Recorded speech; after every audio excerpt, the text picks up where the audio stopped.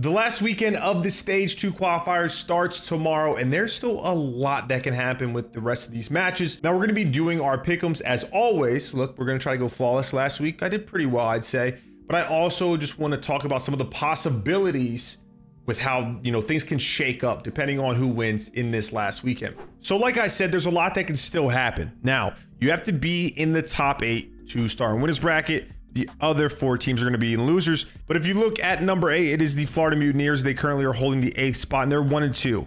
Vegas is right behind them as well, 1-2. And then LAT and London are trailing a little bit from them at 1-3. Seattle Surge is basically out of the running at 0-3, but not 100%. It's probably like 99.9%, but we're going to give them some hope. And going right to the pickups, we can see how important this first match of the weekend is. It's London versus Florida. So if I go back, obviously you have London sitting at 1-3 and Florida at 1-2. Now, if London win this series, which I think they will, things are going to get interesting. I think this is going to be a 3-1 in favor of London. I just don't like what Florida did. I don't think Brack was playing bad. I don't think he was deserving to be benched. But more importantly, if you're Florida, what the hell are you doing? Why would you bench Brack and then pick up Dave Patty? Like, look, it doesn't work. You have Major, Maniac.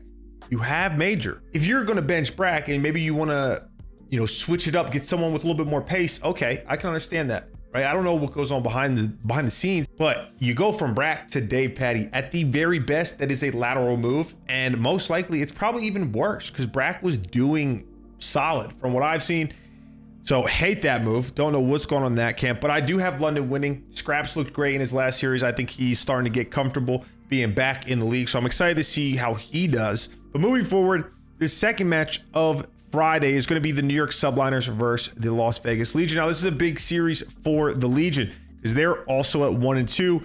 New York is sitting at 2-1. They obviously want to win this series. This is a series that they should win. I have them winning. I think this is going to be a 3-0 actually. New York just looks really good right now. Vegas is too hit or miss for me. Like, there's days where they look good and there's days where they just look like one of the worst teams in the league, but their S&D is good. So I could see this potentially going game 5 if they can somehow win their S&D in their control. I don't see them beating NYSL in a hard point. I really don't. And then for the last match, you have LAG versus Atlanta FaZe. Both of these teams are currently sitting at 2-1. It's a big match for both of them because you don't want to go 2-2. You might find yourself in a sticky situation to get top 8 and start in that winners bracket. FaZe has looked great in S&D, really bad in hardpoint. LAG has not lost a hardpoint yet. They have not lost a hardpoint yet with this new roster. I think they're 6-0. That sounds about right. They're 6-0, but I just can't see Atlanta FaZe losing to LAG, right? Like, I just can't, no disrespect, but I don't see it happening. I think this will be a close series. I think it's going to be 3-1 with LAG winning that first hard point, but I think Atlanta FaZe is going to close it out. And then we're going to go to back-to-back for LAG. It's going to be LAG versus Toronto Ultra. Now, Toronto Ultra is sitting at 3-1. So a win here could potentially put them in the first seed. But even if they lose, they're still going to be a winner's bracket. I think LAG bounce back. I do. I think this is going to be a 3. Do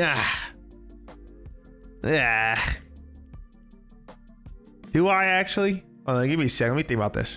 I don't actually. I think this is going to be a 3-2 win in favor of Toronto. I don't know. I had a hunch. I almost jumped the gun going for LAG, but I do think Toronto is going to come out on top. Then you have Optic versus Las Vegas.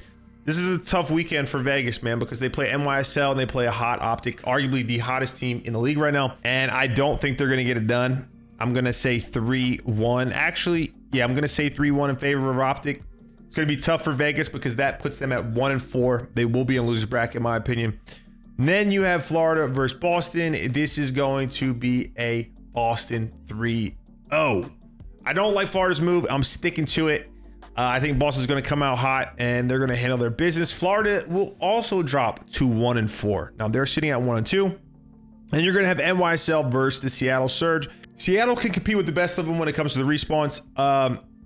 But S&D, they can't compete with anyone. They're the worst team in the league in S&D right now. And I don't see that changing. I think that this will go game 5, but I have NYSL clutching up because, like I said, Seattle just can't seem to win one. Then the last day, Seattle Surge versus the Minnesota Rocker. There's going to be a big one for Minnesota because if we look, Minnesota is 2-2. So they have one match left. If they get this win, they're 3-2. They're in winner's bracket. If they do lose, things get interesting. Okay. And I'll tell you what, I do have them losing. I actually have them losing 3-1, only winning the S&D. I don't see them going defeated 0-5 in this stage. Tough for Minnesota because now they are going to be 2-3, in my opinion. And then the second to last match is going to be Boston Breach versus LAT. It's a huge series for LAT. LAT can win this, go 2-3. If they lose this, they're automatically in losers. If they win this, there is a chance that they can make it in the winner's bracket. Now, Kenny's back. He was sick. They had Capsule filling in. Capsule looked good in them individually. And LAT was able to win one of their series without Ken. Now, it just depends on if Ken is kind of caught up, if he feels comfortable again, if he feels better, he's healthy, and just really how him and the team play. Boston is supposedly scrim stars. They look great in scrims. And I'm gonna be biased here. This is a biased take, okay? I have LAT winning 3-1. They're just gonna come out and they're gonna play good COD consistently through an entire map.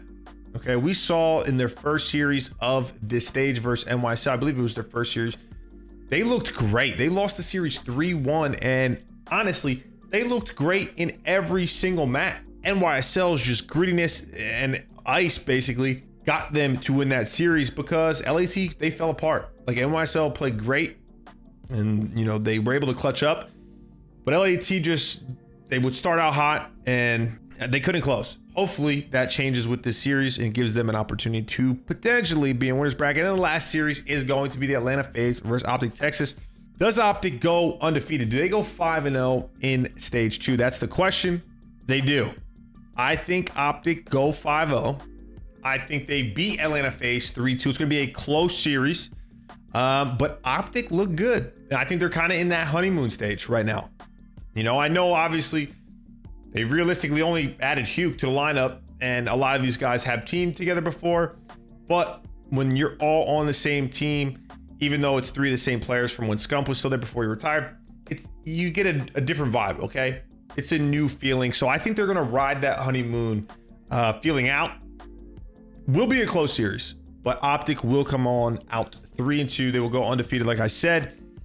And if we just look from my predictions, that would mean I would have London being 2-3, LAT being 2-3, Boston would be 3-2, so they're good. Florida would be 1-4, Vegas would be 1-4, Minnesota would be 2-3. So realistically, it would come down to LAT, London, and Minnesota for the last 2 spots, and I believe that would put LAT and Minnesota. I don't know if Minnesota and London played each other, but, or actually, I don't know the exact tiebreaker, but I think that would make it so LAT did get into the winner's bracket, which is big. You don't want to start on losers. I know you're not out of the tournament, but you want to start off fairly. Well, I guess I shouldn't say fairly because they kind of put themselves in losers if they don't make it, but you know what I mean. You want to have a fighting shot at the major on land, and if you start losers, it's just going to be a million times harder. But those are my predictions. My hair is busted right now. And also, if you guys have any opinion on what you want to see from this channel, let me know in the comment section below. And upvote one if you like the idea. I want to try something a little differently. We'll see how it goes, but I appreciate y'all for real. Thank you for the support as always. Take care. I'll see y'all when I see y'all.